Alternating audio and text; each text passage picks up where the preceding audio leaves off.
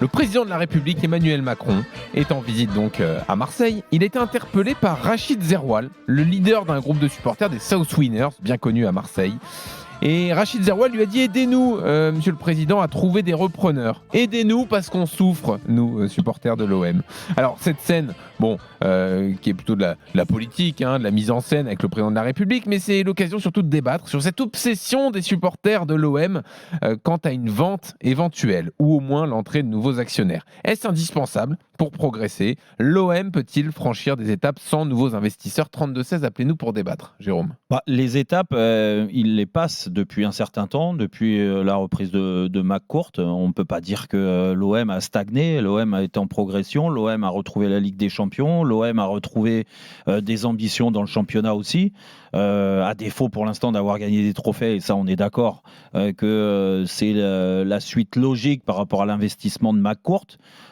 Faut quand même se rendre compte que McCourt, il a quand même mis pas mal d'argent, et il l'avait dit de toute façon, donc il en a mis. Alors après, est-ce que ça a été mal dépensé au départ? Oui, c'est une certitude.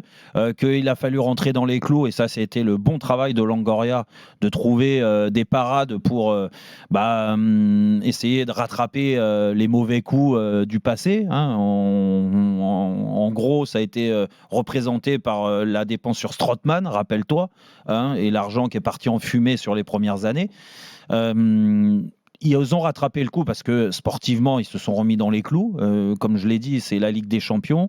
2 années de suite qualifiés en Ligue des Champions. Alors là, tu vas me dire, il y a le tour préliminaire. Il va falloir éliminer 2 équipes pour pouvoir de nouveau participer à la Ligue des Champions. Mais moi, j'ai quand même l'impression que sportivement, l'OM a été dans la progression.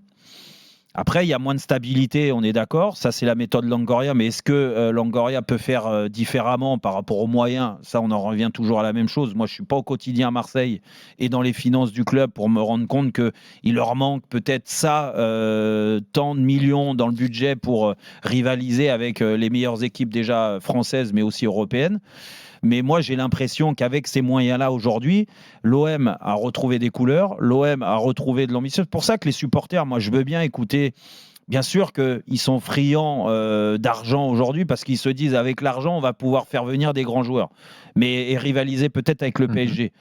Oui, mais bon, là, il va falloir trouver un gros investisseur pour pouvoir le faire. Et surtout, qu'est-ce qui va t'attirer des grands joueurs? C'est le côté sportif, c'est la régularité de la Ligue des Champions dans un premier temps, c'est le fait d'avoir un effectif où les joueurs représentent quand même la gagne, de la grinta, l'état d'esprit, la compétition, tout ce que tu veux, à l'image d'un Sanchez qui est arrivé cette année.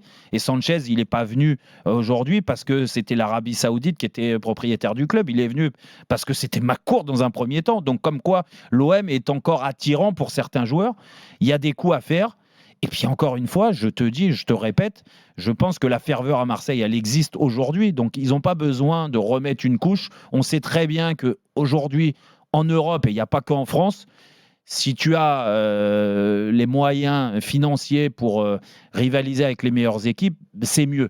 Aujourd'hui, Marseille a été déclassé, mais ce n'est pas la première année. Même avec Robert Louis Dreyfus, qui a mis beaucoup d'argent, l'OM était déclassé au niveau de la stratégie européenne, financière, tout ce que tu veux. Donc, ce n'est pas de nouveau. Aujourd'hui, je pense qu'il y a, et je donne la parole à Jérémy et à Jean-Michel, le problème, tout ce qui se mêle à ça, l'attente des supporters dans une éventuelle revente et l'arrivée d'un milliardaire, c'est tout ce qu'on entend depuis X années, même pas de mois, de X années, que l'Arabie Saoudite va arriver à Marseille.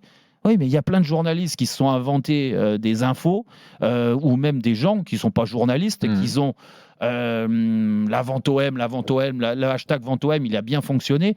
Et ils ont mis ça dans la tête de certains supporters en se disant « ça peut arriver demain ». Tu vois, mais pour l'instant, c'est pas d'actualité. Du moins, McCourt, il n'est pas arrivé. Il nous a jamais dit je vais vendre le club.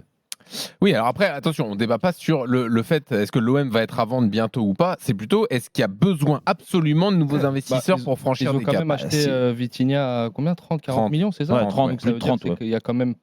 Ils ont des moyens. Il y a quand même pas mal de moyens. Après, franchir un step, ça veut dire quoi franchir un step? Parce qu'aujourd'hui, en France, c'est vrai que rivaliser avec le PSG, c'est compliqué. Mm. Mais si tu regardes bien, Marseille finit 2e ou 3e. Donc on peut dire qu'ils finissent entre guillemets premier de leur championnat parce que PSG, malheureusement, Oui. pour eux, sont un peu au-dessus aujourd'hui. Mais après, On a l'impression que c'est un peu un miracle permanent quand même. Ce que fait Longoria, partir de zéro à chaque fois. Et ça, ce fonctionnement-là a lieu parce qu'ils n'ont pas les moyens financièrement de faire plus. Il y a de ça aussi. Oui, mais aujourd'hui, on va pas espérer que Longoria se casse la figure. Non, Parce qu'ils n'ont pas les moyens. Pour l'instant, il fait avec les moyens du bord, il fait des bonnes choses. Donc Oui, pourquoi, dans la tête du supporter, moi Jean-Louis, je te pose la question, pourquoi le supporter, il se met déjà dans la peau où ça va être un échec cette année? Pour l'instant, il vibre.